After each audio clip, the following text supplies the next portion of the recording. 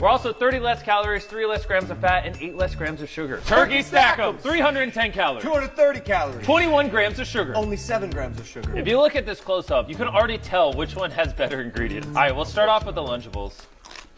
Bro, I'm sorry, that's trash. All right, now we're trying Lunchly. Come on. We're not biased at all, but ours is way better. Fiesta Nachos. 22 grams of sugar. 10 grams of sugar. 7 grams of protein. 9 grams of protein. Come in close and look at the queso cheese in Lunchly versus whatever that is. Drip versus stick. I like my cheese drippy, bruh. This is a Lunchly salsa right here. Look at the consistency, the texture. And this is Lunchables. This, look, it's watery. I can't even look at that. With 400 milligrams of electrolytes, my God! And it's available for around $4. Super affordable. Go give it a try. Oh my God. The buzz around Lunchly isn't just about its launch, it's the backdrop of controversy with Prime Hydration that's stirring the pot. And here is a video exposing the dark secrets behind this new product launch, disguised as a healthy kids food choice, which actually has a sad truth behind it.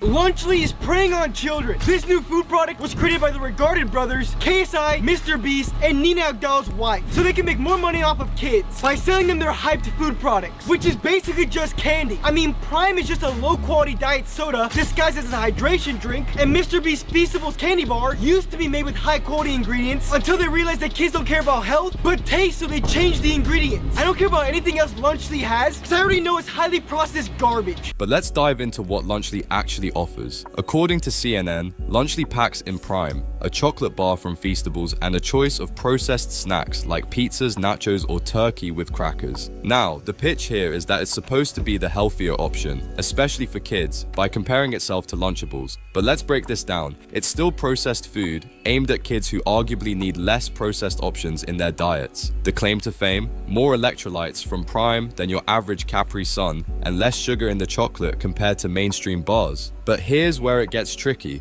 Are kids really in need of extra electrolytes in their daily meals? Unless we're talking about young athletes or kids with specific health needs, the average kid might not benefit from this upgrade in their lunchbox. So, when Lunchly positions itself as healthier, it begs the question, healthier for whom? The general health narrative for kids usually leans towards fresh, whole foods, not just less bad versions of processed snacks. This whole scenario raises an eyebrow, doesn't it? It's not just about the product itself, but how it's being marketed as a choice for kids' health. The controversy surrounding Lunchly didn't just pop up out of nowhere. It ignited with a tweet from Dan TDM, known for his Minecraft content. Dan would quote tweet the Lunchly announcement and say, "What happened to YouTubers, man? I can't not say anything anymore. This is selling stuff for the sake of making money. Simple. How does this benefit their fans? This is selling crap to kids who don't know better than to trust the people who are selling it to them. Do better." Where he voiced his frustration with the direction many YouTubers are taking, from creating content to selling products, seemingly for profit over genuine innovation or benefit to their audience. He questioned the value of products like Lunchly, especially for kids, arguing that they're essentially repackaged processed foods with marketing spins on health and wellness. Logan Paul was quick to respond, "I'll tell you what happened to YouTubers. We spent our lives creating content and building our brands. Now we want to build businesses. You don't say anything when Lunchables faces bans for allegedly containing lead. But when we create a better version, you're upset, then don't eat it." Defending the entrepreneurial spirit of YouTubers who've transitioned from content creators to business moguls. He pointed out the irony in Dan TDM's critique by noting that while Lunchables have faced legal challenges over lead content, it's not entirely fair to cast Lunchly as a hypocritical venture without acknowledging that even Prime Hydration, linked to Lunchly, had faced similar scrutiny. This part of the argument was met with community notes that clarified the misleading nature of Logan's statement, highlighting that the issue of lead wasn't uniquely tied to one product, but was a broader concern across similar offerings. The conversation took a turn when KSI attempted to counter criticism by drawing a comparison between Lunchly and toys associated with Dan TDM. This wasn't well received. The community, including through comments and further community notes, quickly pointed out the nonsensical nature of comparing food products aimed at kids' health to toys intended for entertainment. KSI's defense further muddied the waters when he referenced a sponsorship Dan TDM had with a food box subscription service years ago. However, this comparison was swiftly dismissed as irrelevant due to the singular, sponsored nature of the event and the significant time gap since its occurrence. This entire exchange does more than just highlight a product product controversy. It opens up a broader discussion on influencer culture, the ethics of marketing to children, and the responsibilities that come with significant platforms. Here we see creators like Logan Paul, KSI, and Mr. Beast, all with massive followings, trying to navigate the murky waters of product endorsement versus genuine product creation. Their defense mechanisms, aimed at protecting their brands, might have inadvertently done more harm than good. They've shone a spotlight on their business decisions, perhaps revealing a disconnect between their entrepreneurial aspirations and the expectations of their audience for transparency and genuine concern for their well-being. The situation with Lunchly isn't merely about the product itself, but reflects on the influencer's role in society. It's a case study in how creators handle criticism, engage with their community, and how quickly public opinion can sway when these interactions are perceived as defensive or out of touch. What's particularly interesting is how this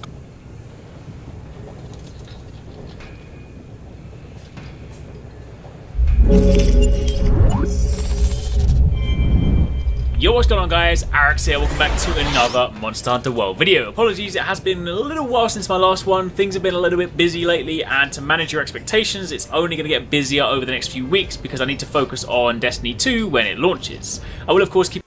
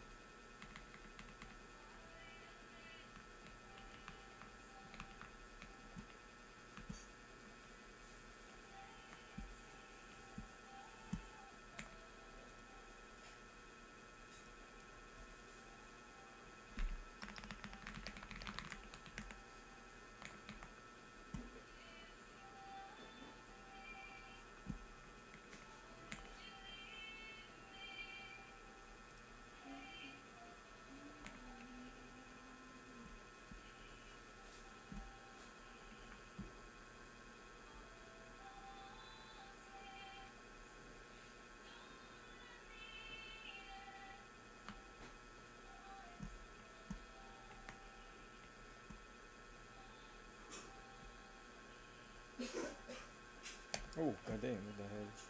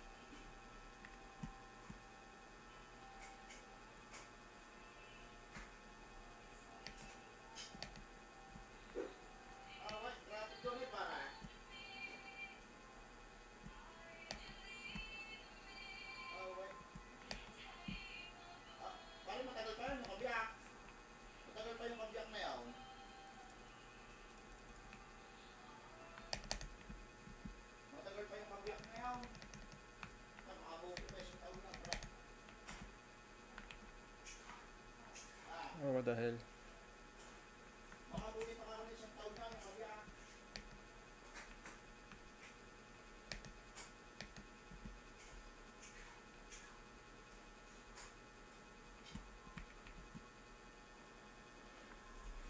Oh, fuck the fuck.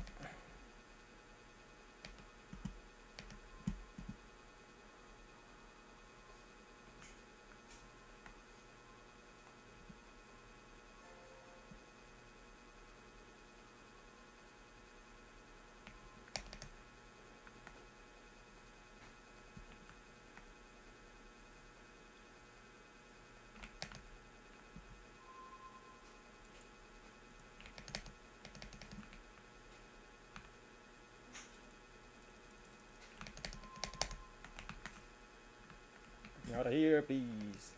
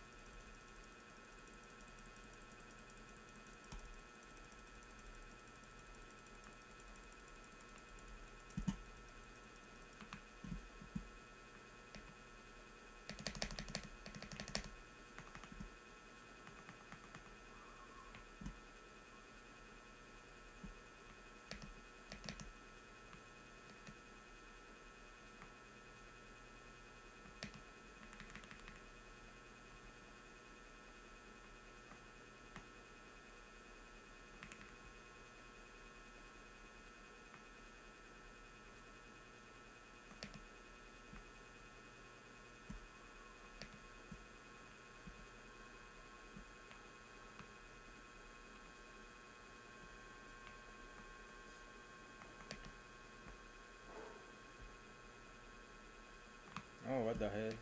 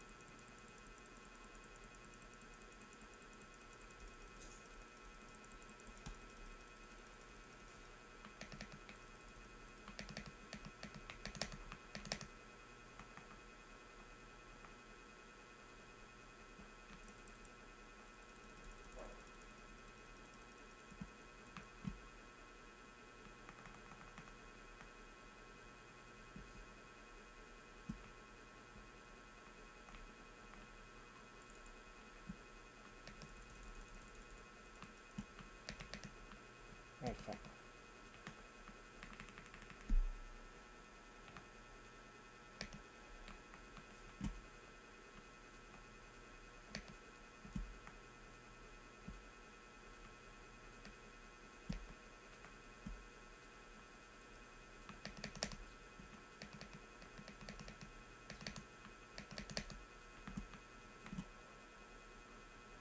Run, run.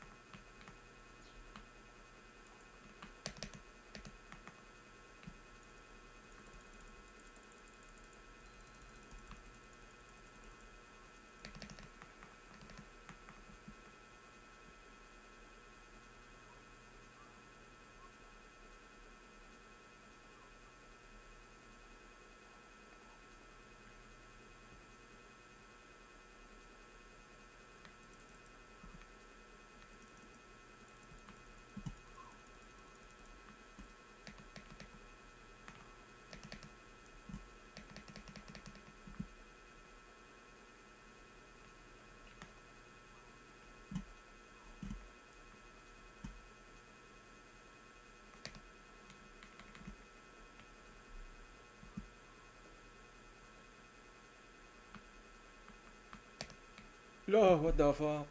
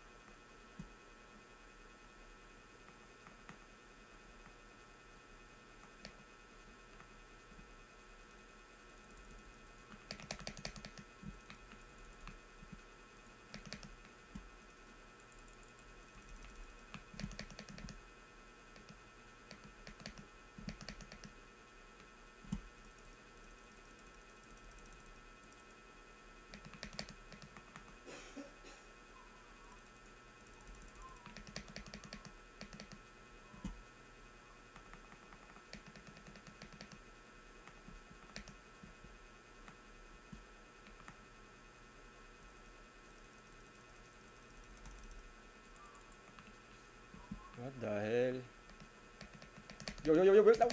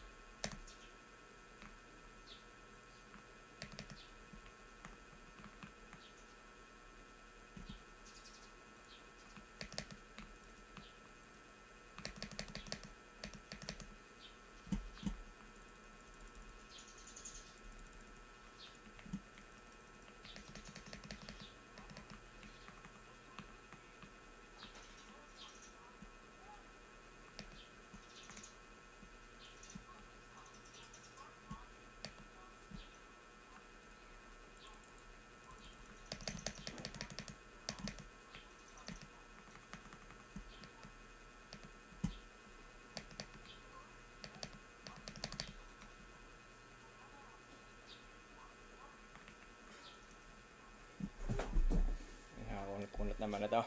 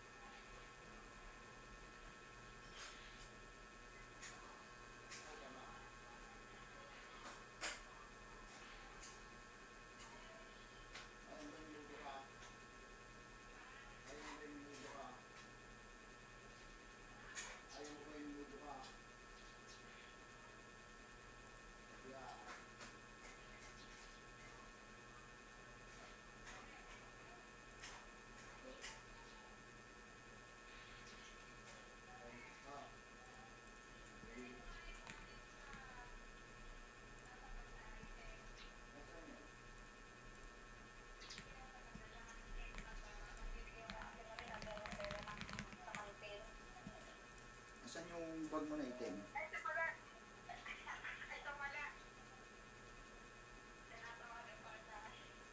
Tapos dito, mamaya gusto mo bibili na ang kulay, ma. Nalagyan ka na konti dito.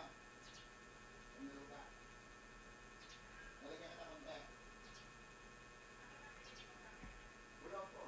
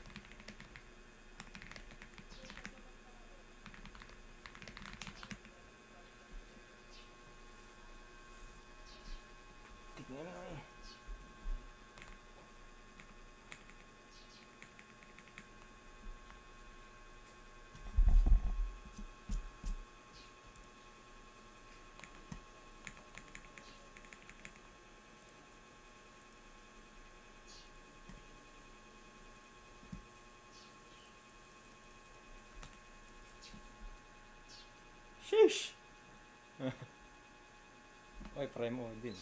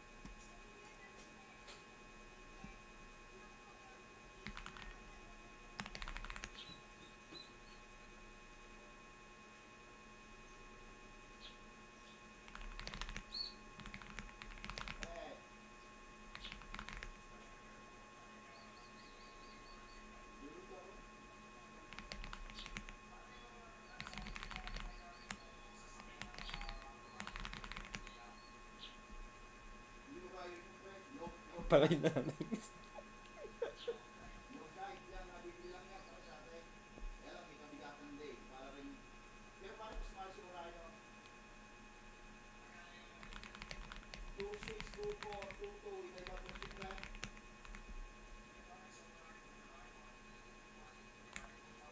Wait, pinakamay ng plastic ko yun. Bakit yun? Pinakamay ng plastic ko yun. Kasi pala yun, nag-uiguan sa kanya yung mga sabi ko sa nila, kuya, paki-forward nga po yung specs, yung specification ng bike. Siyempre, may na, yung pinaka-puro nila, may na. Pero pare, hindi mo lang sa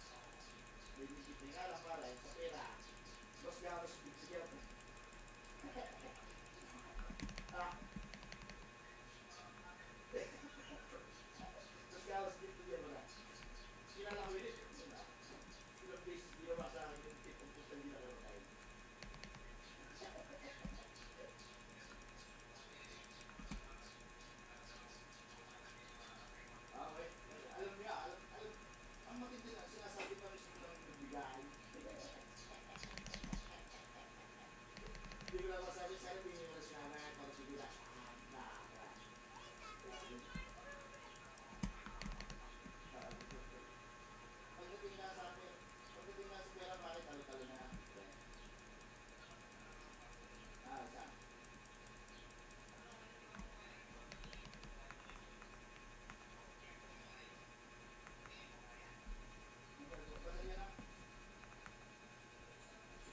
Saan? Pare, ganito ay. Gusto mo lang sumubok. Meron lang mo pare na malala. Pero, mura siya pre. Ang malagay ay parang setting lang na ito eh. Ngayon pare, kaya may kulang siyang pesa sa loob pero sa quality ako nagsasabi siya pare. Napakaganda ng quality. Pati yung capacity test niya, panalo. Alalo pa lang sir, para. Nabuksan nga yung binuksan niya, kaya ano yung pala yung review? Hindi, sisikwatin niyo yung loob pre, bubuksan mo. Lalagyan lang natin ng balancer. Kaya pre, po-forward ko sa'yo para yung review niya. Po-forward ko sa'yo. Pre, ako nagsasabi sa'yo, tatagal sa'yo para yung mga ano yung ito. Ang matindi lang pala, pwede ko pag-sunbet na kayo ito, ha? Nag-electric pa ka sa ibon mo.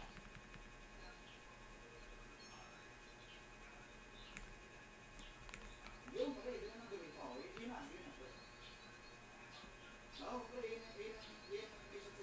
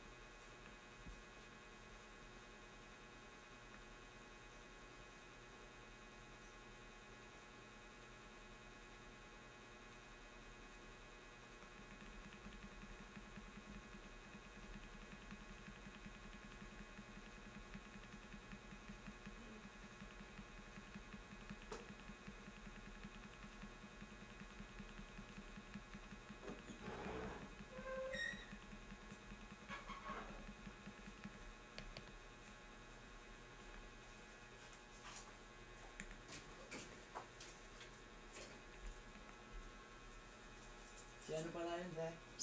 Brad Pitt. Sabi Brad Pitt, So, kagupit mo na. Na. Nilanap ko kagabi, Brad Pitt pala.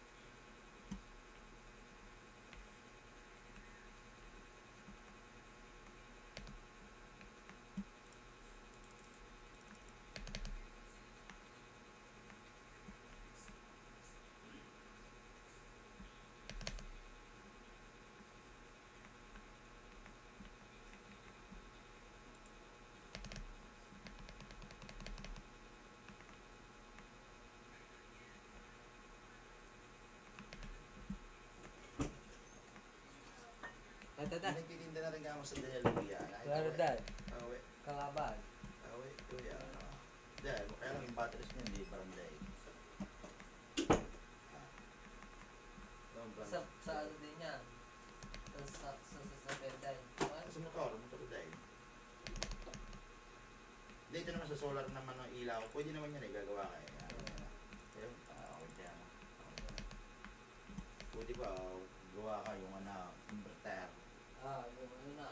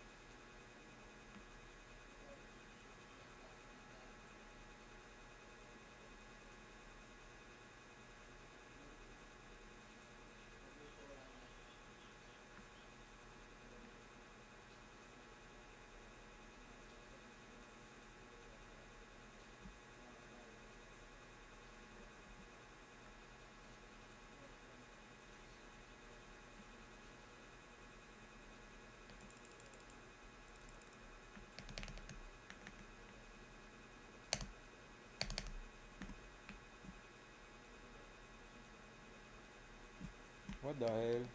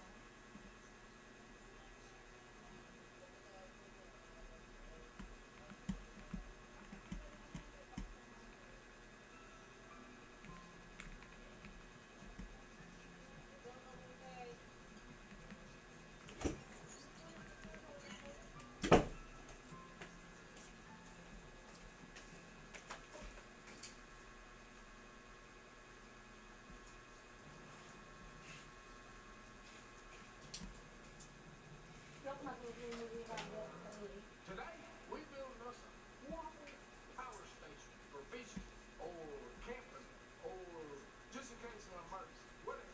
About 80% of the stuff that I use in this power station came from Harbor Freight.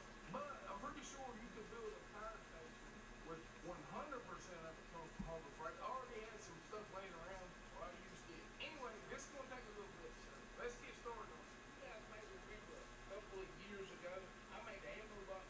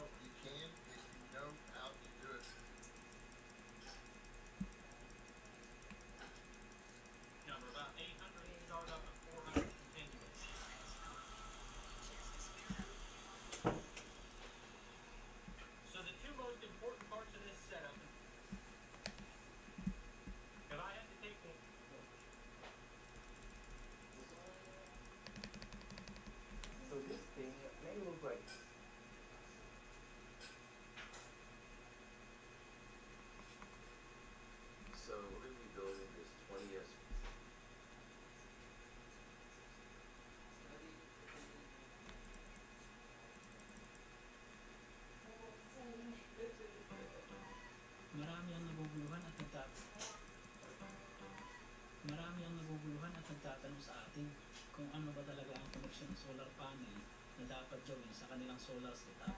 Kaya ginawa natin itong video na ito. Para malinawan tayo, lalong-lalo na yung mga baguhan o wala pang masyadong ideas about solar. Aalamin natin dito ang tamang koneksyon ng solar panel, lalo na sa mga gumagamit ng PWM na solar charge controller tulad nito, at ano ang malaking epekto nito sa pagkakarga ng battery. Pero bago tayo dumako sa solar panel connection, ay alamin muna natin ang major na component ng solar setup tulad ng battery, solar charge controller, at solar panel. Kung 12 volts na battery at PWM na charge controller lamang ang gamit mo, so bakit nga ba hindi dapat mag-series connect ng solar panel dito? Klaruhin po muli natin na 12 volts na battery at PWM na controller ang topic natin dito. Pero alamin muna natin ang pagkakaiba ng dalawang uri ng koneksyon ng solar panel. Ang typical na solar panel para sa 12 volts na battery, MPPC na 18 to 21 volts. Open circuit voltage o habang hindi pa nakakonect ang solar panel sa charge controller. Una ay tingnan natin ang parallel connection ng solar panel, kung saan positive to positive at negative to negative ang kabit nito. At kailangan natin gamitan ito ng Y connector. Dito sa ganitong uri ng connection, ang voltahe ay hindi magbabago, pero tataas ang amperahe o current ng solar panel na dadali sa wire.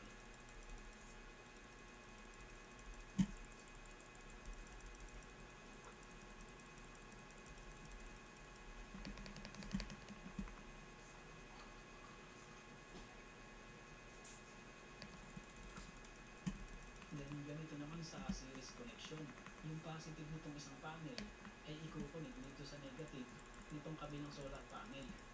Dito ay tataas ang voltahe pero hindi magbabago ang current o amperahe.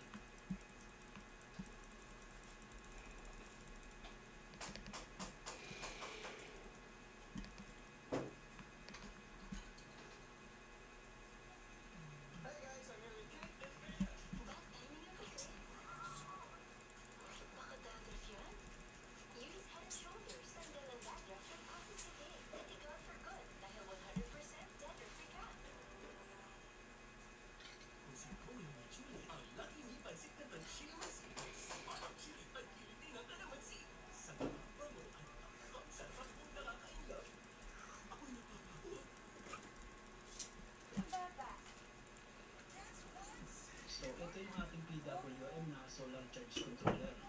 At meron tayong breaker dito sa input ng panel, papunta dito sa wattmeter. Then dito sa controller, ito yung output papunta sa wattmeter at dito sa breaker ng battery. At ito yung ating battery. Turn on na natin para ma-power up na itong ating charge controller. Bali ito yung state of charge ng ating battery. 80 Ah ito at ang remaining na lang ay 64 Ah.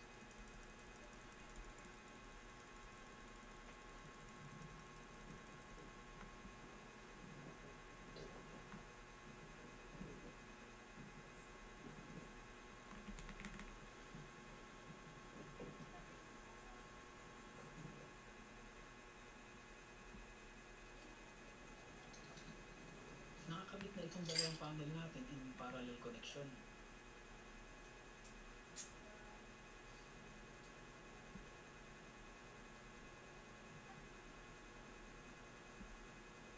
At i-tester ulit natin ang VOC ng ating solar panel.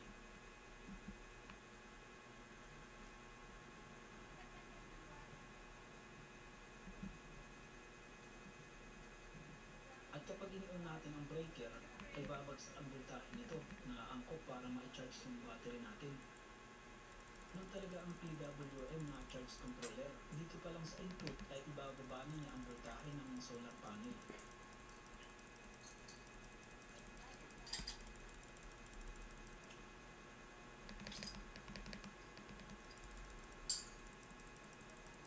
Ito yung ating parallel connection ng solar panel.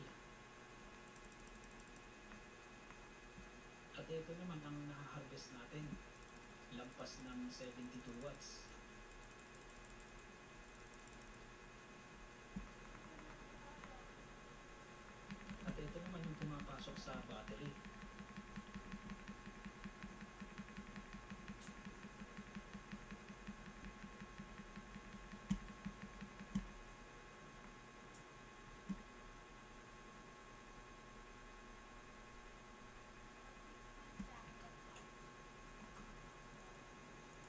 Kasunod naman ay series connection. Tanggalin natin itong Y connector at isi-series connect naman natin yung ating solar panel.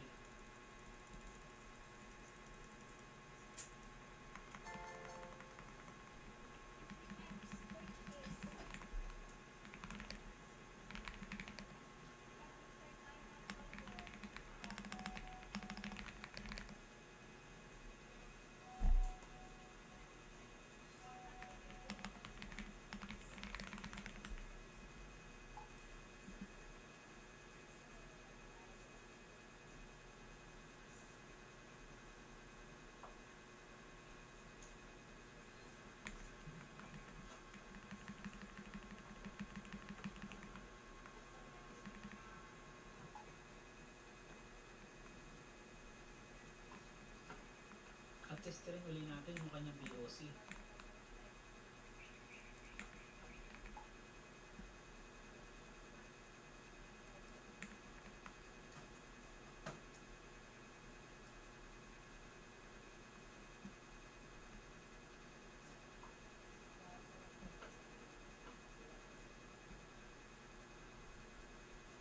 Tapos i-turn muna natin itong breaker.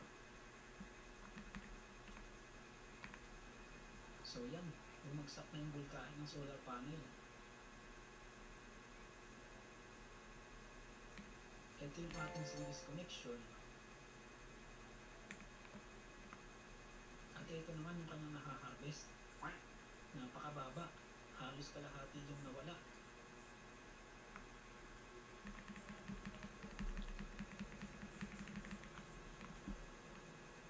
Iisang position lang yung ating solar panel, hindi natin yung binago. At maganda ang sikat ng araw ngayon. Time check ay alas 10 ng umaga. At magkasunod lang natin tinestin yung parallel at series connection.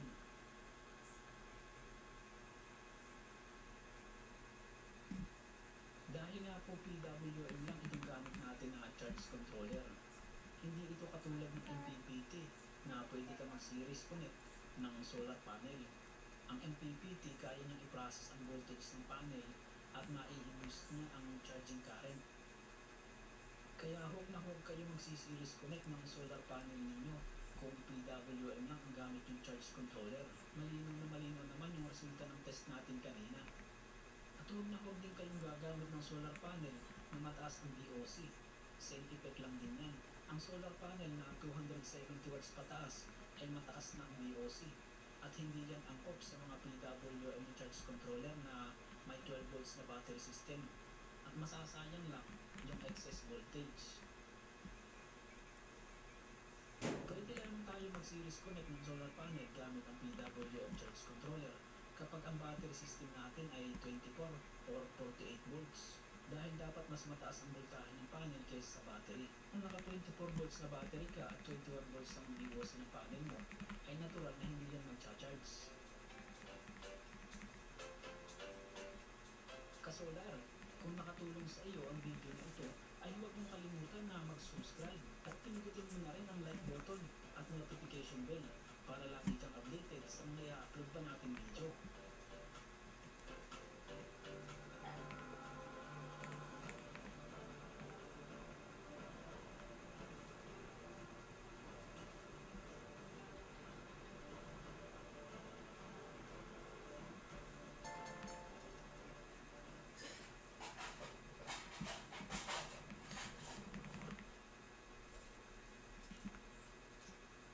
Today, network-edge connectivity keeps expanding, but tolerance for downtime is shrinking.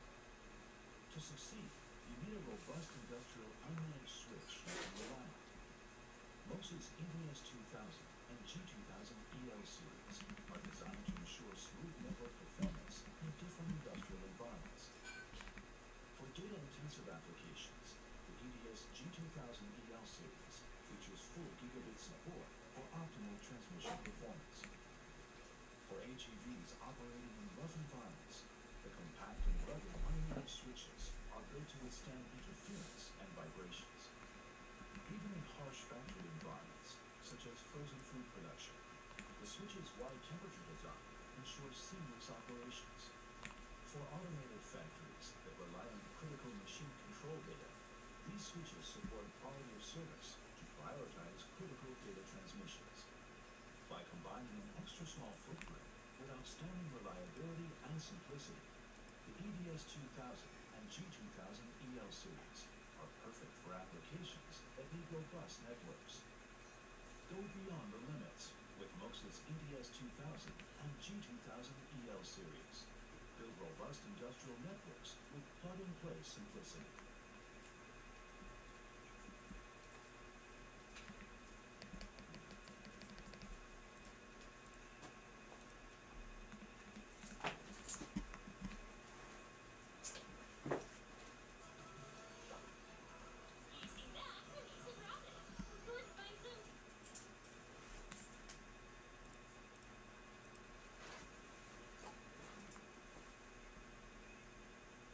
Paano ba i-compute ang load para sa isang solar setup? Pati na ang solar panel, solar charge controller, inverter, at battery. Yan ang gusto kong i-share sa inyo ngayon. Pero bago tayo magsimula, kapag may natutunan ka sa video na ito, huwag ka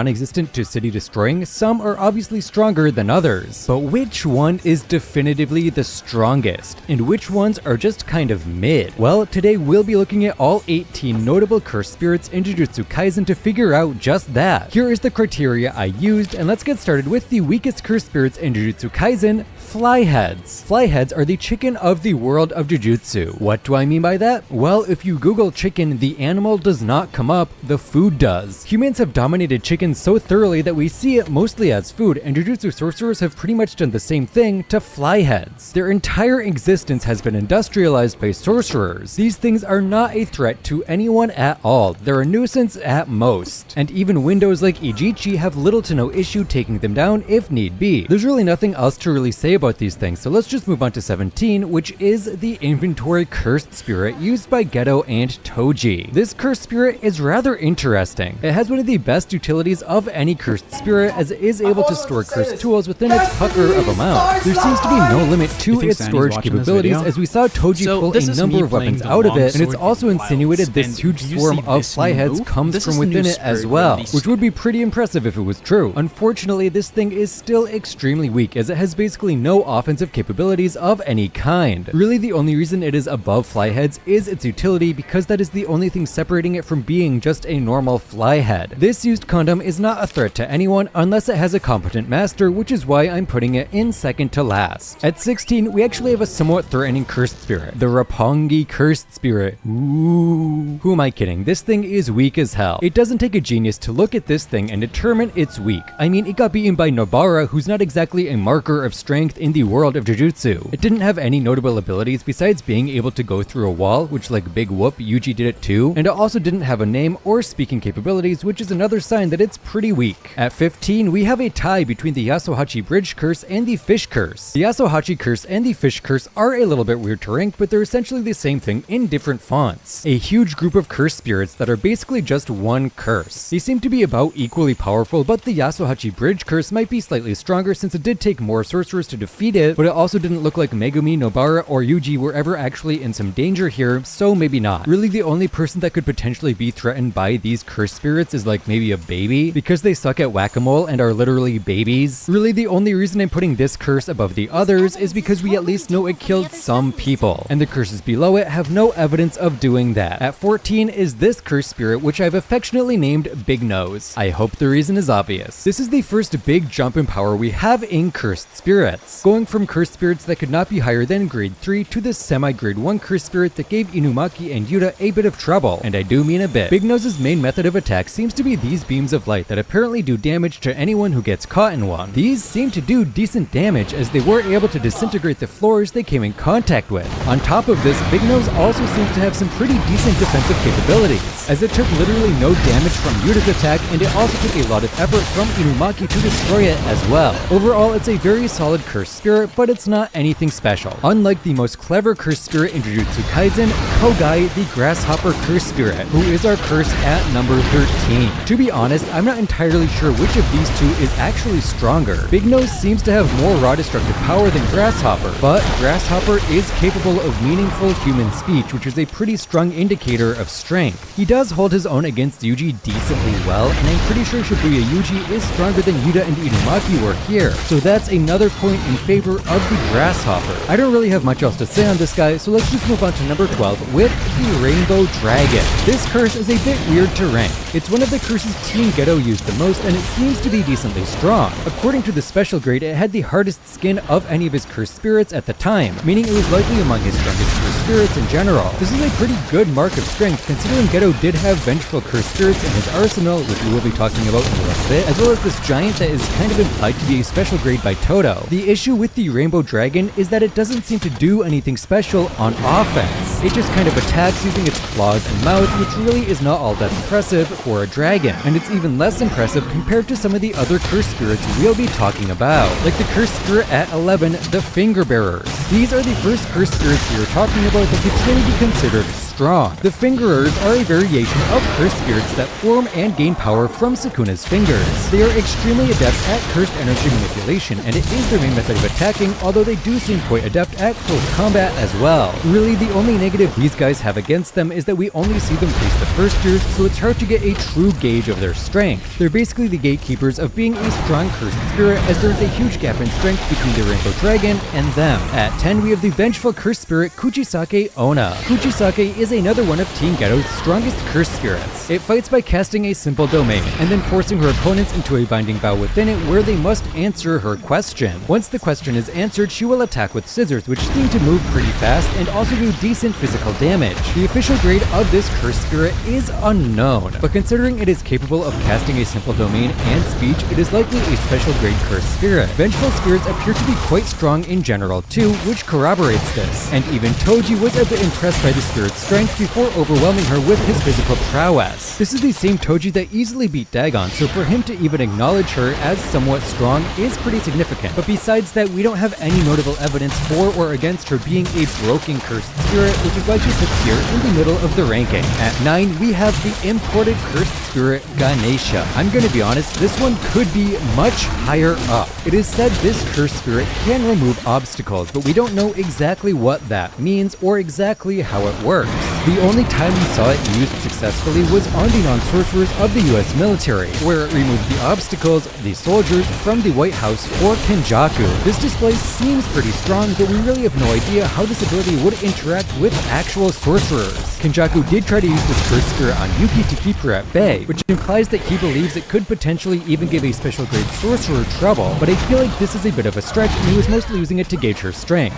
Really, the main reason this cursed spirit is not higher up is that we just lack evidence, and I don't feel comfortable putting it above other cursed spirits we have seen more and know much more about. At 8, we have the Smallpox Deity. The first of many cursed spirits to have a domain expansion, the Smallpox Deity is no slouch. It's a registered special grade cursed spirit, and its domain allows it to instantly kill anyone that cannot break out of the grave it places them in. As far as we know, there is no limit to how many graves the deity can create, nor how often they can be created. The only condition seems to be a direct line of sight with the curse's target. This spirit probably could have killed Mei Mei if Ui had not been in the domain with her, as we saw that even she was struggling to close the distance between her and the deity. This gives us a pretty good idea of how strong the Smallpox Deity is. It can likely be a strong grade 1 sorcerer in a 1v1, but herein lies the issue with the diseased dumbass. It's too stupid to figure out how to deal with 2 opponents. Like seriously, this guy lost the second Ui got involved, which is kind of embarrassing for a special grade cursed spirit, as pretty much all the other ones we'll be talking about can handle up to 4 or 5 grade 1 sorcerers at a time, like Dagon, who is the next cursed spirit we are talking about. Despite being the weakest disaster curse, there is still a huge gap in power between Dagon and the Smallpox Deity. The Smallpox Deity ultimately loses to a grade 1 sorcerer and her prodigy little brother. Dagon almost beat 2 grade 1 sorcerers, Maki and Megumi, single-handedly. That's the difference in power we have here. Dagon, like all the disaster curses, uses cursed energy to control an aspect of nature. In his case, it's water and the life that dwells within it. He uses this outside his domain to summon copious amounts of water that can easily drown people in enclosed areas. This sure hit allows him to easily manage multiple opponents at once. And honestly, even without it, his manipulation of his Shikigami is top-notch, and it really shows his capabilities with his curse technique. But there is one area that Dagon really suffers in, and that's experience, which I think was the biggest contributor to his loss to Toji. More combat experience is never a bad thing, and having a better understanding of combat jujutsu probably would have helped him fend off the Puppet of Carnage rather than getting poked full of holes by it. I don't really have anything else to say about Dagon, so let's move on to Hanami, who is our curse at number 6. Hanami and Dagon are weird to rank, and I think they could be seen as interchangeable depending on how you value a cursed spirit. One of the aspects that Hanami excels in compared to Dagon is her defenses, as she took a beating during the Goodwill event, including multiple black flashes and a number of hits with Playful Cloud, all while sustaining very little visible damage. She also has far more abilities within her plant-based curse technique than Dagon has in his water wand, as we see her use roots to attack Andry Strain,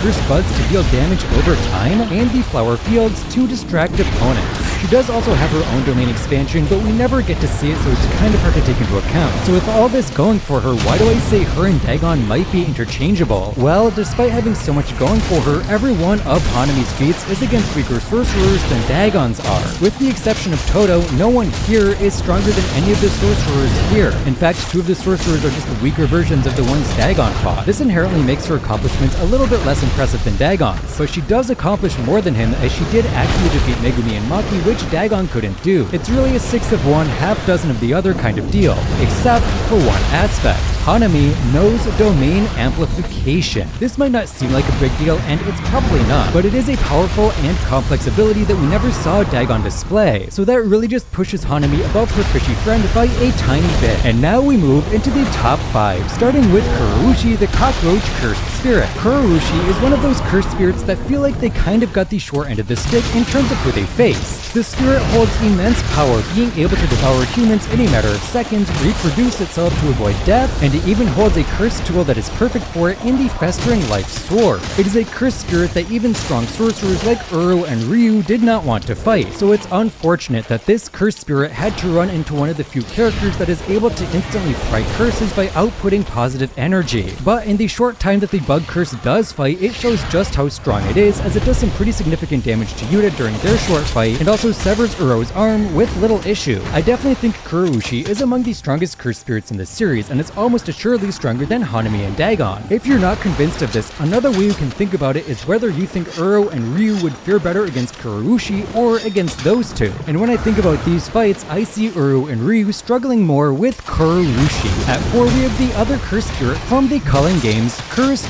Noya. Cursed Noya is a really broken cursed spirit. Not only can he move at over 2,000 miles per hour, but he also pushes projection sorcery to the absolute limit, making it absurdly overpowered. I mean, he literally throws air particles with his technique, and then their movements cause small explosions.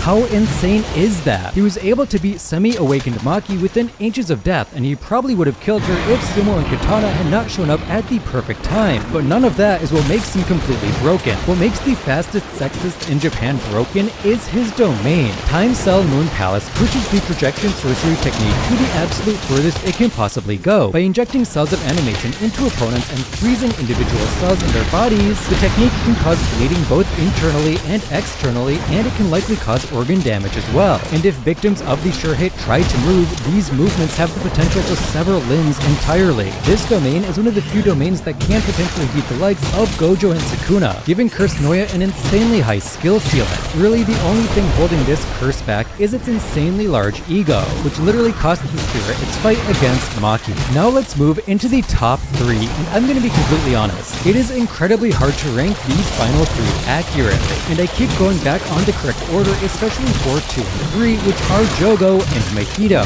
See, when it comes to our criteria, each one excels at a specific category. Mahito is exceptional at killing humans and dealing damage to humans, as that's literally what his curse technique is supposed to do. As the cursed spirit born of human hatred and fear towards other humans, it makes sense that he would essentially act as the arbiter of death for them, and that's exactly what Idol Transfiguration does, allowing him to manipulate the soul into whatever he sees fit. Idol Transfiguration is just one of the best curse techniques in this series in general, and it gives Mahito an extreme level of flexibility that evolves as he gets better at fighting. We see him use it to change the shape of his own body, create body doubles, make hard-hitting minions, turn humans into weapons, and so much more. And he does it all fluidly. It was truly a curse technique that was made for Mahito, and it allows him to kill and torture humans with ease. Jogo, on the other hand, excels in the destruction side of things. It should be obvious why. His use of lava has been seen doing major damage to roads and buildings, and that's not even mentioning Maximum Meteor, which pretty much destroyed an entire city block in Shibuya. I think out of all the disaster curses, Jogo most likely has the highest raw destructive power, but he's also most likely the most frail. It's heavily implied that he fits into the build of a glass cannon, meaning he hits extremely hard, but he's also extremely feeble. But it's honestly hard to tell, because the only people he fights against are Gojo and Sukuna, so obviously he's going to look weak compared to them. That's like putting Jake Paul in the ring with peak Mike Tyson and Muhammad Ali. Obviously he's he's going to look a lot weaker compared to them despite being a lot stronger than the average cursed spirit. On top of this, both have very good domains, which are both able to kill sorcerers with little issue, as Mahido's domain allows him to automatically apply idol transfiguration to all targets within it, and it was mentioned by Gojo that the heat from Jogo's domain would be enough to kill the average sorcerer in a matter of seconds. So how do we decide between the two? Well, let's go back to the criteria. As we just stated, Mahido excels at direct human killing, and Jogo excels in destructive capabilities. But I think Jogo just has more raw power. Think about how much Mahido has had to develop his technique just to come close to where Jogo can be with lava. Mahido also has to use perishable resources to pull off feats that Jogo can just do with cursed energy as well. And while they are still impressive, they're not as impressive as just being able to do it. Plus, Jogo got called strong by Sukuna, which is some pretty high praise. So overall, I'd have to say that Mahido is at 3 and Jogo is at 2, but I totally understand if you think they should be switched around. So what cursed spirit could be stronger than the disaster curses or the Culling Game curses? Well, it's the one that was so strong.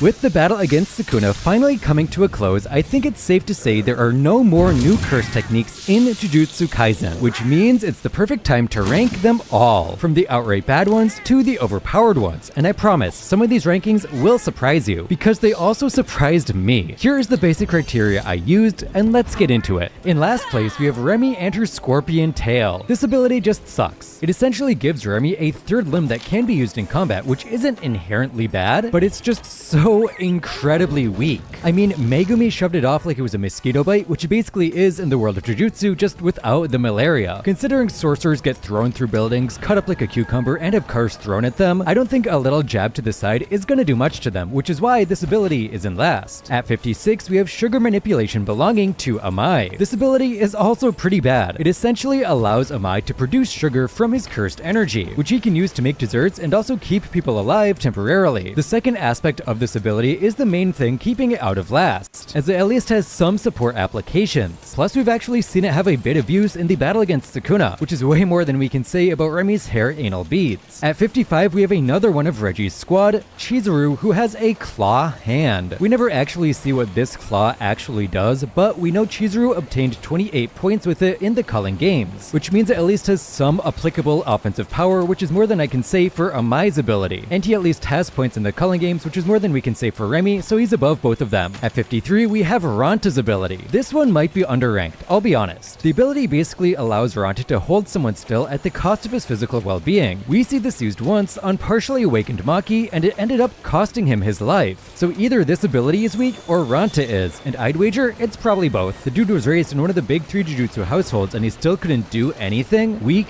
and weak.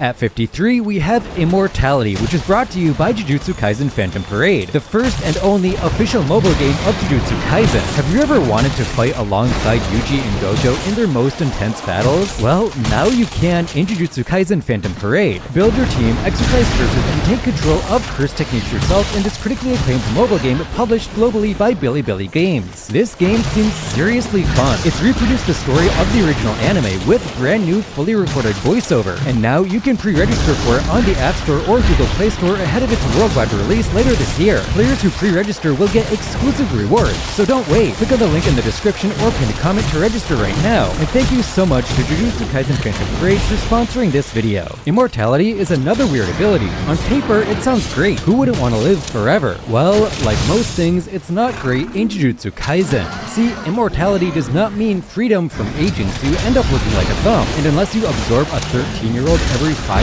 years, you destabilize and basically become a cursed spirit. It also doesn't give the user any adverse defensive abilities either, so it's not true immortality, it just prevents the user from dying of natural causes. On top of these conditions, it also doesn't give the user any offensive abilities, which matters when we're ranking for strength. The only reason it's kind of not terrible is it essentially gives the user infinite time to train, but considering the body continues to deteriorate, that doesn't really mean much. At 52, we have Momo's ability, Tool Manipulation. There's a lot of question marks surrounding this technique. By definition, it allows its user to control cursed tools, and we see it primarily used by Momo to control her broom, allowing her to fly and use a wind scythe. The thing is, we don't know if this iteration of tool manipulation is tied to just Momo's broom, or if she can control other cursed tools as well. If it's the latter, this ability could be broken, but we only see it used as the former. This is the main reason it's it's not lower, as it at least has the potential to be strong unlike any of the abilities below it. Next, we have Utahime's ability Solo Forbidden Area. This ability basically buffs anyone that's in its effective range, and the buff can be improved via hand signs, dancing, and other means. All in all, it can boost effectiveness to 120%, so 20% more than normal. This is not great. Like, it's not bad or useless, but all things considered, a 20% boost is not that much, especially considering it uses the sorcerer's base strength as a starting point. This means for stronger sorcerers, it will be somewhat effective, but for weaker ones, it's not going to do a lot. Overall, this ability is just underwhelming, and it really doesn't stand up to a lot of the other abilities we have to talk about, especially since it has no offensive use of its own. At 50, we have Junpei's Shikigami Moon Dredge. This is the first ability that is like somewhat not terrible, and as such, caps off our low-tier abilities.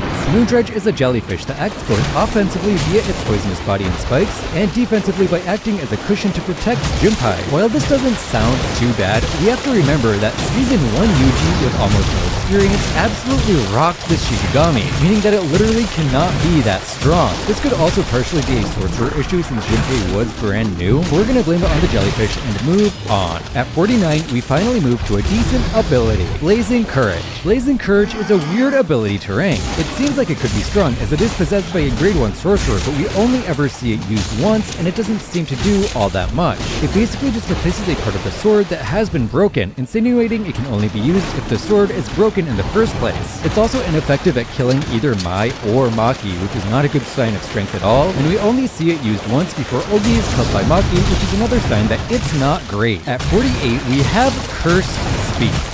Seeing Cursed Speech this low might seem odd, but when you look at it all in all, it's really not that great of an ability. The main advantage of Cursed Speech is that it is extremely versatile. Pretty much any word you can think of will have an effect, meaning the only limits are the language you are using. But this power comes with a lot of drawbacks, and big ones too. First and foremost, this ability does damage to the person using it. The stronger the word used, or the stronger the opponent it is used on, the more the user is hurt after saying the word. On top of this, opponents that are stronger are affected less by the words too, and the ability has a direct counter in basic Cursed Energy Reinforcement, which a sorcerer can use to cover their ears, preventing the words from doing any damage at all. So while Cursed Speech is a strong and versatile ability, the amount of drawbacks keep it from being any higher. Next, we have one of the first Culling Games abilities we see, Aircraft Hair. We're lumping these two together because they're basically the same. This ability is exactly what it looks like and is exactly as dumb as it looks. The sorcerers can turn their hair into vehicles for flying, and that's about it. It doesn't seem to give them any particular strength, and while the ability to fly is cool in general and would be sick to have IRL, in the world of Jujutsu, it just doesn't do that much. At 46, we have Mystic Beast Amber, the ability of Kashimo.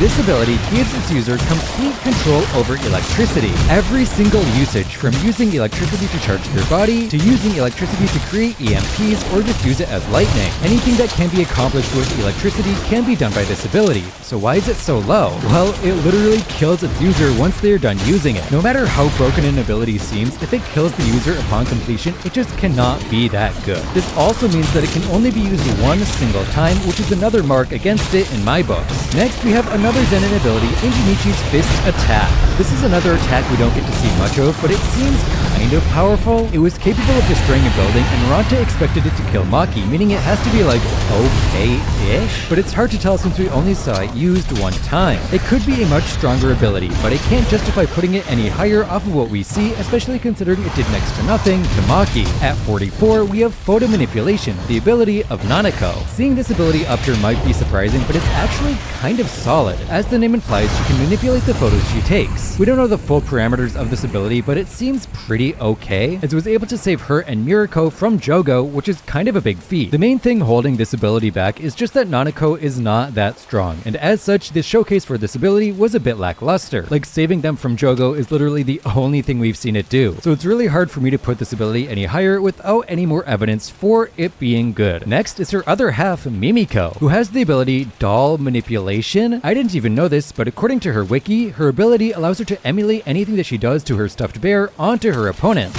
She seems to mostly use this by hanging them, but the implications are there that it acts as a voodoo doll for her target. This is really good in theory, as it could allow her to do damage to even people like Gojo if she can affect his body directly. The issue is that's in theory, and in reality we see very little of this ability besides the hanging aspect. This means we can't really take theoreticals into account, and from what we've seen, even the hanging aspect doesn't seem too strong, as Ijichi was able to get out of an encounter with her unscathed, and he's not even a full-fledged sorcerer. I love him, but it's true. So Mimiko sits down here. At 42 we have Chojiro's technique, Earth Clap Without Cheeks. That's not its real name, it doesn't have a name. This ability is simple, it allows Chojiro to create stuff out of earth. We only see him use it to create these hands, and they don't seem to do much, but they were more effective at slowing Maki down than anyone else in the Zenin clan, excluding Noya. This is the main reason he's above Jinichi and Ranta, but he still can't be any higher. Next is the Love Rendezvous, the ability belonging to Kirara. This ability is kind of unique in that its complexity is part of what makes it good. I'm not going to try to do an in-depth explanation, but basically people get stars put on them, and depending on the star, they either attract or repel from other stars. This is pretty much a support ability, but it does the supporting really well. Unless you have prior knowledge on the Southern Cross, it's going to be hard to figure out what's going on with this ability, making it hard to deal with. However, it does seem to lack a little bit in terms of offensive capabilities, and considering we're ranking for strength, this is the main thing holding the ability back from being higher up. Another ability without much offensive capability is Painkiller, the ability of Arata. You might be surprised to see this ability this high up, but it's actually a really good ability. It saved the lives of 2 different sorcerers and allowed Yuji to beat Mahito. Maybe it's not as good as Reverse Curse Technique 99% of the time, but that doesn't change that it still has good support use for those who can use Reverse Curse Technique, as it gives them more time to heal those who need it. Plus, it saved my goats Yuta and Nobara, so I'm at least like a little bit biased. At 39, we have Hazunoki's ability, which is just making body parts explode. This ability is kind of sick, and it gives the user a decent amount of versatility, as any body part they're willing to sacrifice can be made into an explosive. So you have to be careful of things like fingers, eyeballs, and teeth, which are not always easy to keep track of in the heat of battle. The technique also forces the user to learn Reverse Curse Technique, as without it they're just gonna rip their body apart. Really, there's nothing holding it back from being higher than 39th, it just gets outpaced by everything above it, like Blood Manipulation, which is the next ability we'll be talking about. Blood Manipulation is such an unfortunate ability. It's one of those abilities where the sky's the limit, as the user can do anything they can think of with their blood. The issue is there is a different kind of limit, the limit of the human body. 99% of blood manipulation users will not be able to use this technique to its fullest extent, because they need to use their own blood to keep them alive, meaning they have a limited amount of blood to work with. This means it's one of the few abilities that can actually kill its user if they're not smart with their blood, and that alone is reason enough to keep it low in the ranking. Next, we have Prayer Song, the ability belonging to Miguel. I'm gonna be honest, this ability is really hard for me to rank.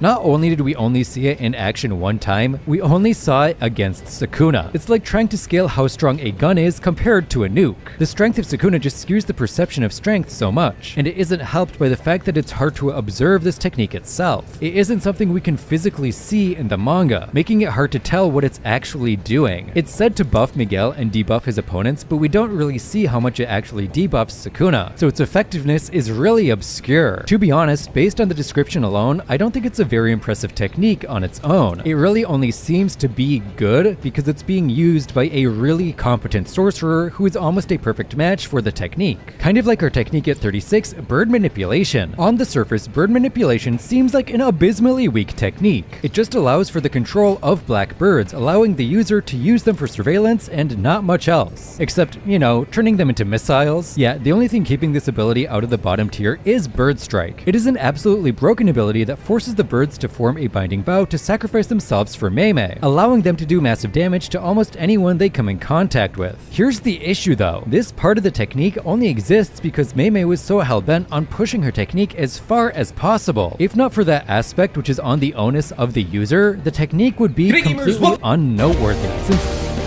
Alright gamers, though just be careful, there is a wyvern that does spawn right over there. I think it's the Gyarados or something like that, Gyarados, something like that anyway. You can see we're going to be going over to the first spawn here, and there's only actually going to be really 2 of them here, so it'll be a quick little kill. We'll go ahead, just rip them apart here, then we'll go ahead and skin them really quickly. The second spawn that we go to just after this, I think it has about 5 of them, so it's not too bad, but either way, you can see we've already got right through these, so we'll get to skinning real quick here. And I guess I should mention at this point as well, if you come in at a low-level excursion, you're going to go ahead and pick up Gazhu skins and Gazhu whiskers. If you come in at a high-level excursion or high-level investigation, you're going to go ahead and get the Gazhu scales and Gazhu or Grand Gazhu whiskers here. Let's go ahead. This is going to be the bigger group, obviously, that we fight. I think there ends up actually being 4, not 5, like I previously said. But either way, we'll go ahead, rip on through these, and we'll get ourselves a decent amount of these scales and Gazhu whiskers. Like I said, though, if you do need yourself, or you do need to get the skin and the whiskers, you're going to have to go ahead and come in at a low-level excursion, or sorry, a low-level investigation, or go ahead and queue yourself for low-level when you come in for the excursion.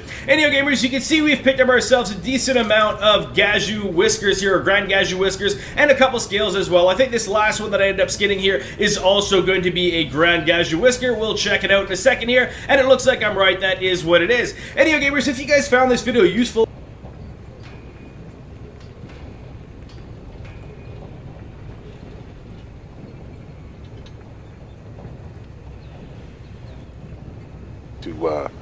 to get a little bit more money, I advise you do it too. So, you know, I can slay 10 Gajas and I'll get 6,660 Zenny. That's the only reason I do it.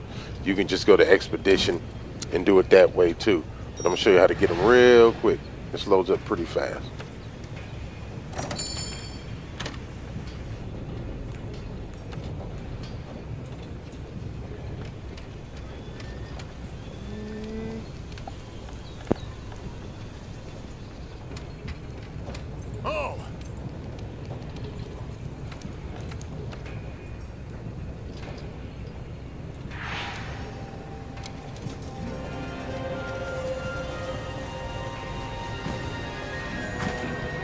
Okay, probably some of you guys have seen them, some of you probably haven't. What we're going to do is we're going to go over here to 4. They look like these big catfish in the water. So we're going to go to 4, and we're going to go over to 10. You can see they're all through 10, man.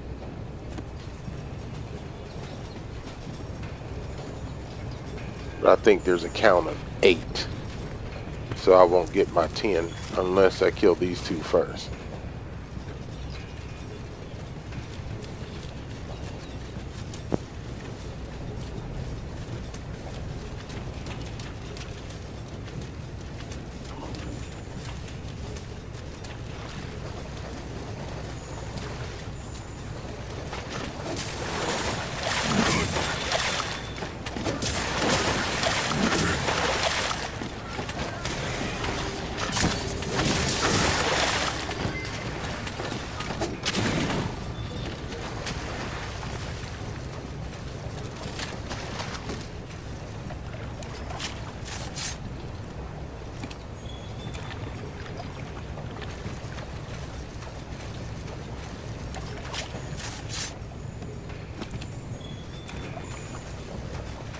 There's the scale and the whiskers. I'm just going to mosey on over here to 10.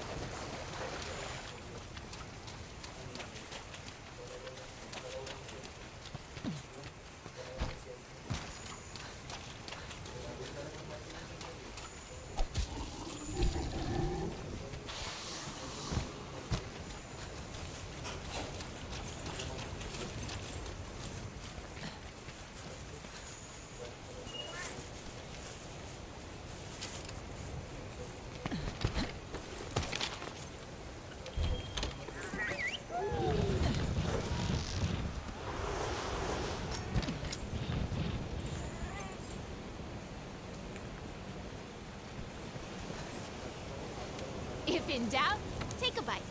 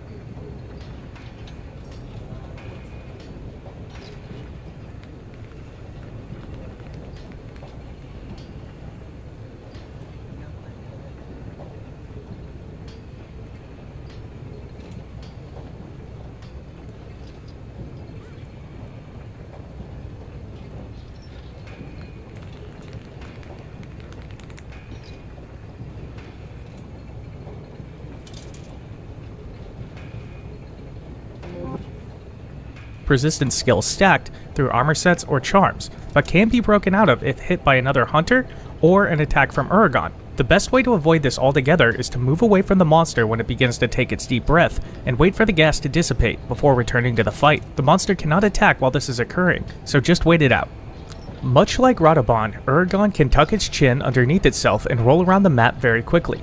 Once the monster has begun to roll around, it will knock anything in its path out of the way and cause some pretty severe knockback damage. It can also chain this attack together several times, so keep an eye on the monster's location to dodge out of the way before it finally unfolds back to its normal self. While dangerous, these attacks are pretty easy to avoid. When the monster begins its roll, it always rolls in a straight line, so running or dodging out of the way of the monster's path will avoid the damage zone completely.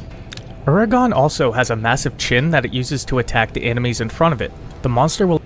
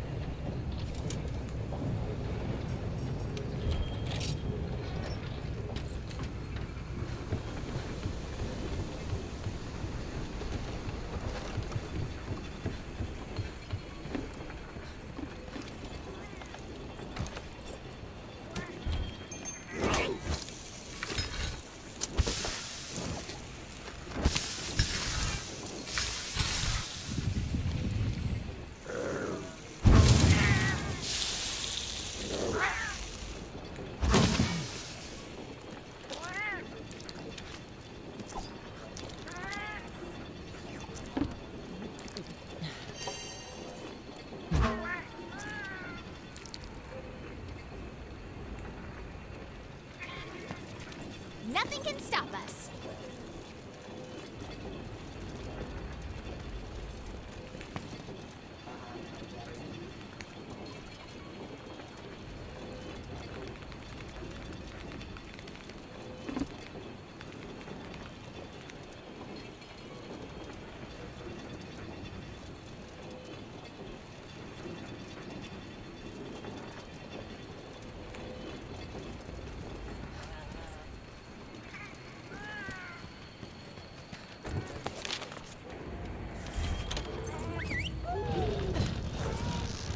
That's the only reason this technique is deadly at all. I can't put it any higher. Next we have G War Staff, the ability of Charles. This ability gives its user precognition once they fill up the War Staff with enough blood. This is kind of both a curse tool and a curse technique, which is kind of cool. Precognition is always a good ability no matter what series. Seeing the future gives the user an inherent advantage, which is good, but here's the thing about this ability. It still relies on the user being competent for it to be fully utilized. This matters because we're getting close to the point where some abilities are just good no matter how strong the user is, and these are inherently better than ones that depend on the user's skill. Plus, the person using this technique wasn't a particularly strong sorcerer, so it's hard to tell exactly how strong it actually is. At 34, we have Ratio. Look, I love Nanami, but this ability has not aged well. When it was first introduced, it seemed pretty strong, but after Shibuya and the culling games and all the power-ups characters have gotten, it just looks a bit mid. It's not bad by any stretch of the imagination, but it's really a one-trick ability, and its effect isn't even all that strong, all things considered. This is another case of an ability being carried by a strong sorcerer, which I believe distorts how good we think the ability is. Ratio is not amazing, but Nanami sure is. At 33, we have an ability belonging to someone who is way less awesome than Nanami. It's Kenjaku to rank. It's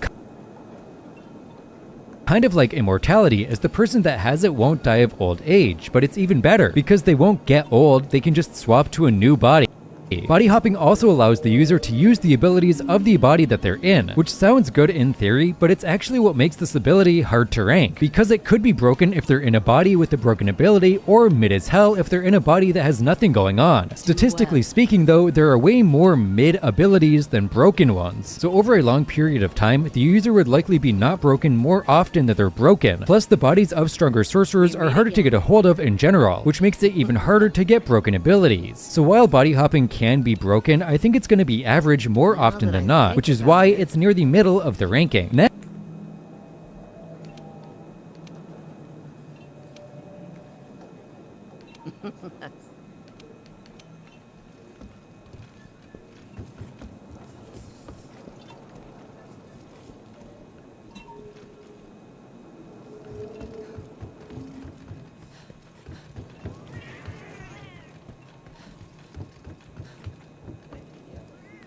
Greetings.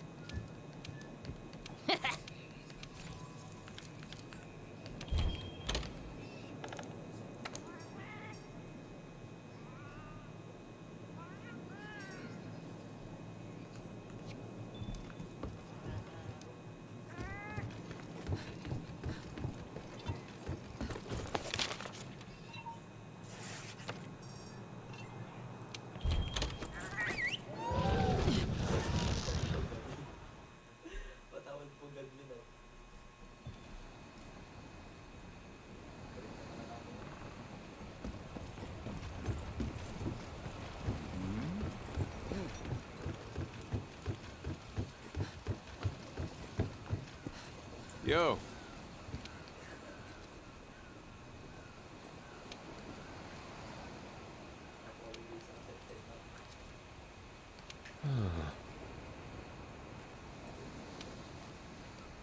Keep it together, okay?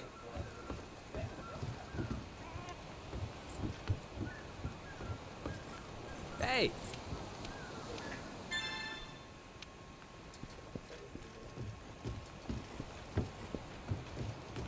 It's time. All right.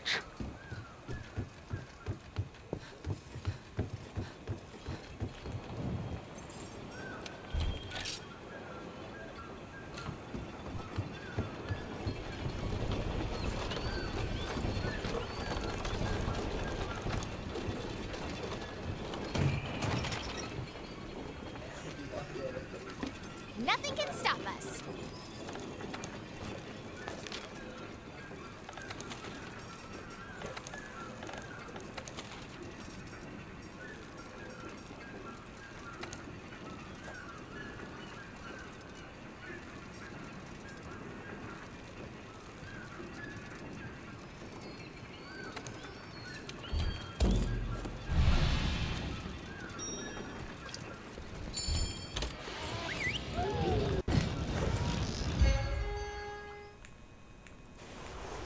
Next is Inverse. This ability is really middle of the road, ironically enough. It does its job well, but it's not unbeatable. Really, the biggest advantage of this ability is that you can't tell whether or not it's active, meaning you have to kind of guess and use your own intuition, which can be hard for less strong sorcerers. I don't really have much else to say on this ability, so let's just move on to 31, which is Miracles, the ability of Haruta. I don't know about you, but the fact Haruta can just survive 6 times he's supposed to die is pretty overpowered in the world of Jujutsu Kaisen, especially considering how frequently people die. I mean, if he was in the battle against Sukuna, he could have blocked 6 of the killing blows that ended so many sorcerers. This ability is almost the opposite of ones like Ratio and Bird Manipulation. I think it's a good ability just with an awful pilot, like Abysmal, like one of the worst sorcerers we see. But even though it is good for self-preservation, it doesn't really do much offensively, so I can't put it any higher. Next we have the Seance technique, which is a funky fun time. It essentially allows Ogami or her grandson to use the body of a person they have the body part of. We see this primarily used with Toji, which doesn't really go well. This makes it kind of hard to rank because its most prominent usage was a failure of the technique. We also don't know how it interacts with sorcerers. Do the body snatchers get the ability of the body they're in, or is it truly the body? Between the lack of information and the failure to control Toji, I can't really justify putting it any higher. At 29, we have another case of a bad pilot with a good technique,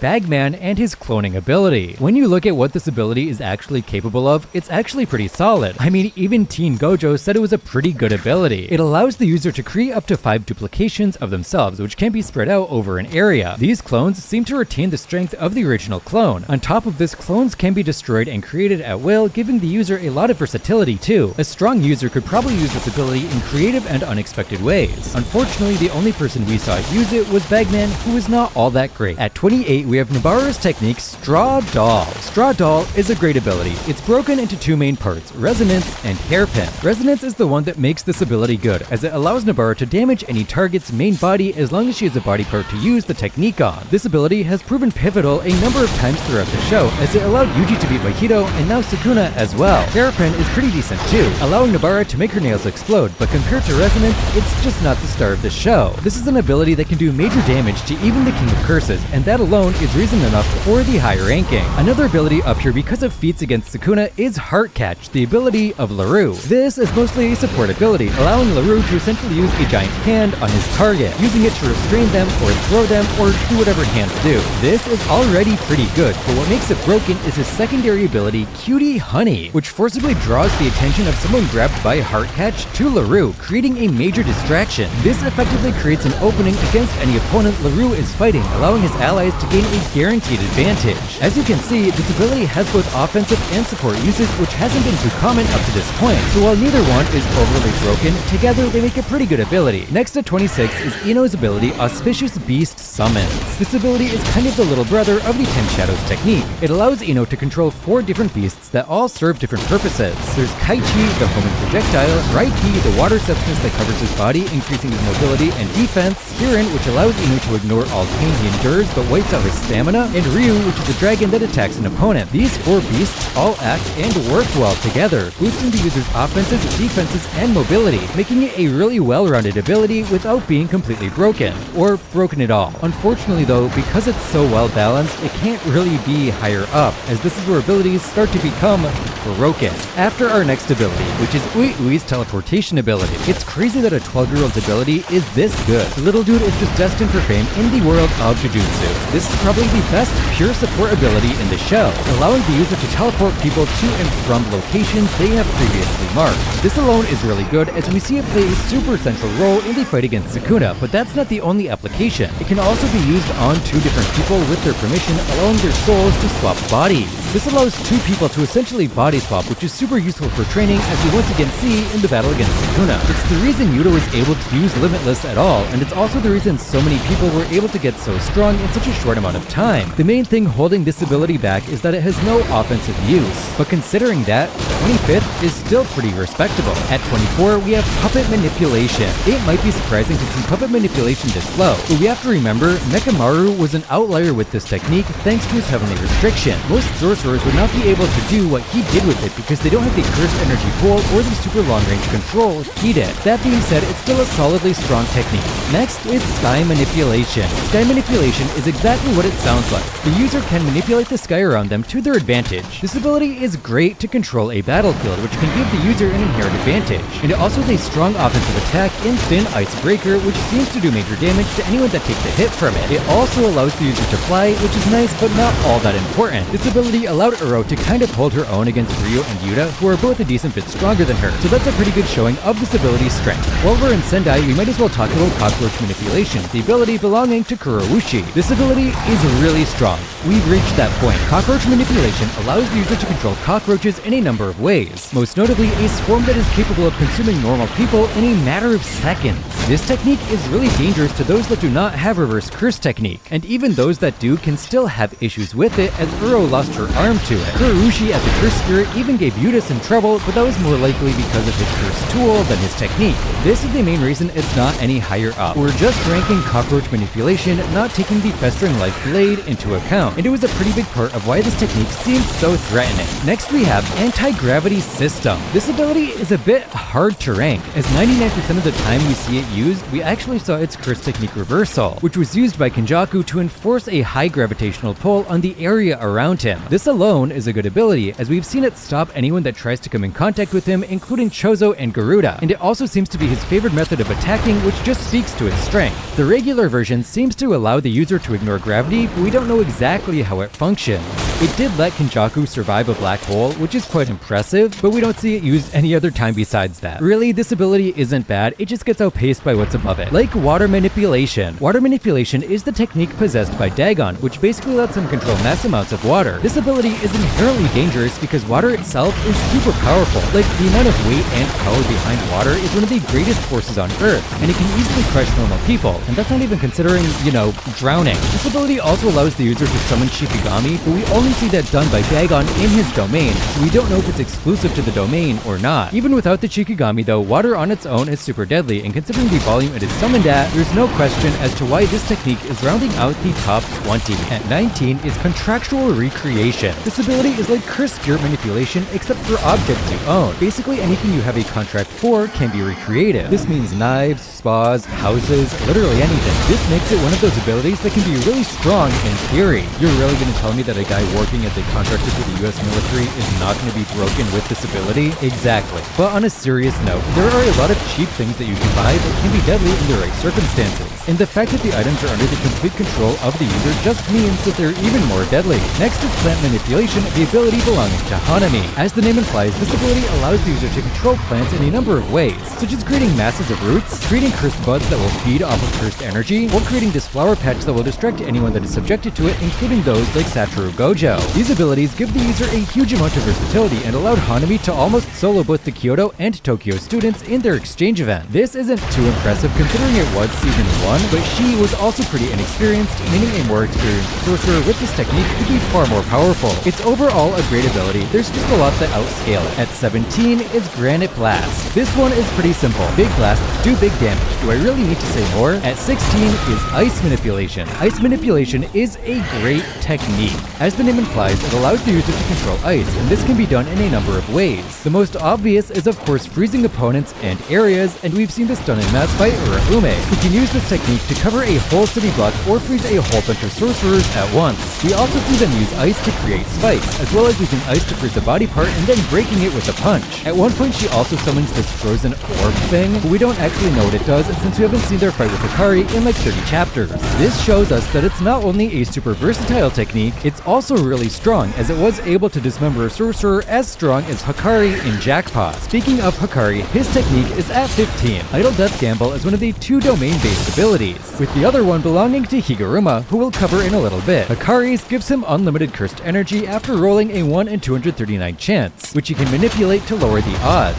This is great. Unlimited cursed energy is broken no matter how we put it. Not only does it allow Hikari to hit pretty hard, but it also makes him immortal since he has automatic reverse curse technique for the duration of 4 minutes and 11 seconds. This ability allowed Hikari to hang with Kashimo, and now he seems to be doing pretty well against Uraume too, which is quite impressive. This is also an ability that would be broken no matter who has it, as everyone would gain from the benefits, which is another reason it's so good. Like many abilities, there's nothing really holding it back, there are just other abilities that are more consistent, so it gets outscaled out a bit. At 14 is Boogie Woogie. This might just be my favorite technique in the show. Basically, anytime Kodo claps his hands, he can swap any 2 items with cursed energy, including items he's charged with cursed energy like rocks and shit. This alone is really broken and gives the user a lot of versatility in terms of manipulating the battlefield. But it doesn't stop there, because we later see this technique used with a Vibroslab, extending the technique into a completely broken iteration of it, as the vibrations basically turn it into an unpredictable roulette. If it wasn't for this second aspect, the technique would probably be a good amount lower down, but its unpredictability makes this ability broken with anyone who uses it. They just have to lose one of their hands to use it. Next is the other domain-based technique, Deadly Sentencing. Deadly Sentencing basically turns the domain expansion into a court case where the user is the prosecutor. If they can find the opponent guilty of a crime, they will be debuffed in some way, with the most standard being them losing their curse technique, and the strongest being the Executioner's Sword, which can kill anyone in one hit. This is as overpowered as it sounds, but here's the thing. The sword only gets activated if someone is found guilty of a crime that warrants the death penalty, which is not super common. In fact, the main reason this ability isn't higher up is because of the condition to find someone guilty of a crime for it to be of any use, as this is kind of a high barrier of entry for technique activation. This is pretty well contrasted by our technique at 12, which is Jacob's Ladder, which can be used anywhere at any time and do pretty good damage. But if we're being honest, this ability is kind of hard to rank once again. It essentially stops any curse technique it comes in contact with, which we see most notably do major damage to Sukuna and also break open the prison realm. The ability to stop any curse technique in its tracks is insanely broken. It pretty much means that anytime this technique is used, the opponent loses an opportunity to attack while still losing the cursed energy from said attack. It'll even outright kill reincarnated sorcerers, which is pretty important considering how many of them there are running around in the Culling games. But the fact it could theoretically stop Infinity, destroy the prison realm, and do major damage to Sukuna is reason enough for it to be up here. I wonder what would happen if it was used on Kinjaku. Let me know what you think would happen in the comments down below. At 11, we have Projection Sorcery. Seeing this ability so high up might be a surprise, but I think it makes sense. This ability is the second best ability for mobility and speed in the entire series, behind only the Limitless technique. This alone is really impressive, as it can allow the user to outspeed almost any opponent, making it easy to overwhelm the vast majority of the cast. On top of this, if the sorcerer touches someone while using this technique, they must move at 24 frames per second or they will get stuck in a frame of animation for 1 second. This, combined with the speed of the technique, allows the user to pretty easily control the flow of a battlefield, freezing opponents quickly and also doing major damage to them by breaking the frames of animation they're trapped in. We see this used by both Naobito and Noya, and in both cases, it seems very strong, with Naobito kind of rocking Dagon even after he came out of his cursed womb, and Noya being able to keep up with partially awakened Maki. Both of these are pretty impressive feats, and between them and the implications of the technique, I think 11 is a pretty sound placing. Rounding out the top 10, we have the Limitless technique.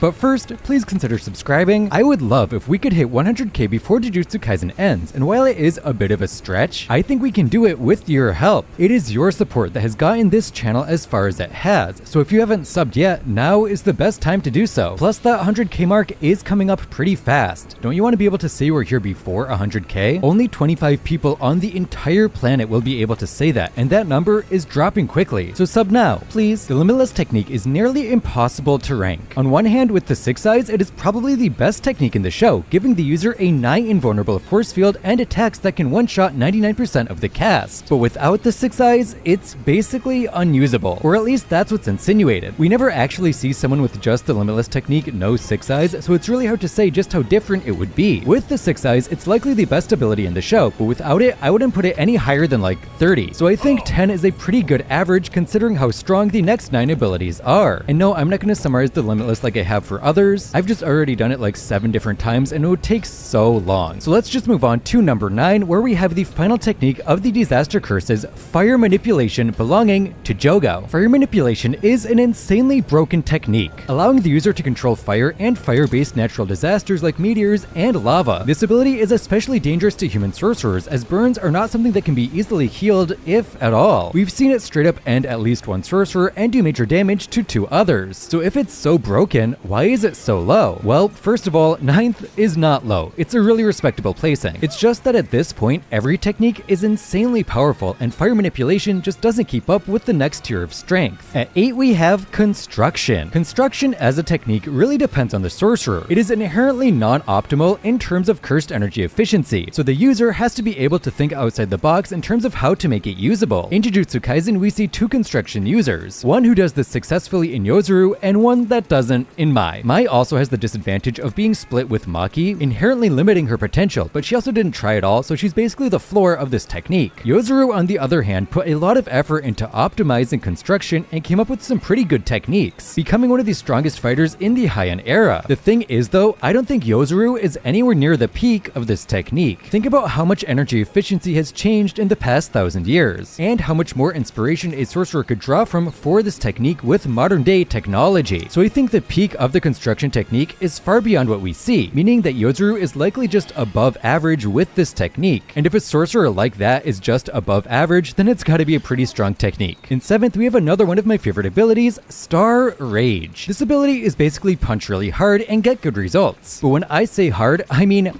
hard. Like kill special grade cursed spirits in one hit hard. Like punch through arms kinda hard. It's a great technique no matter how you slice it, and it only gets better with the black hole. Now I know what you might be thinking. Chris, earlier you said Mystic Beast Amber sucks because it kills its user. Now you're saying Star Rage is good even though it does the same thing. Well, yeah. For two reasons. First of all, Star Rage doesn't always kill its user. The user cannot use Black Hole and still use the technique. And second, creating a Black Hole is so much more powerful than anything Mystic Beast Amber can do. Like if Kashimo could turn into a nuke before he died, then there might be some loose comparability. But he couldn't, so there's not. Star Rage is dope as hell and really strong, and I cannot be convinced otherwise. At 6, we have Shrine, the ability of Sukuna and Yuji, and also kind of Yuta. Do I even need to explain this one? It's Shrine. It's one of the most iconic abilities in the show. For a quick breakdown, the ability has 3 aspects. First is Dismantle, which cuts at a set strength and is usually used for inanimate objects. Next is Cleave, which is mostly used on beings with cursed energy and can be adjusted to cut them down in one slash. And third is Furnace, which is basically a firebomb that covers the diameter of Sukuna's domain. This is one of the strongest attacks in the show, up there with Hollow Purple. In fact, this technique in general is really strong, but there is an issue. Sukuna is the main person using this ability, which skews how we view its strength. If the average sorcerer used this technique, would it be as broken as we see it? Probably not, but it would still be good. I mean, Furnace is the type of attack that would be good no matter who uses it, even if it's not quite as strong as when we see it used by Sukuna. If we were just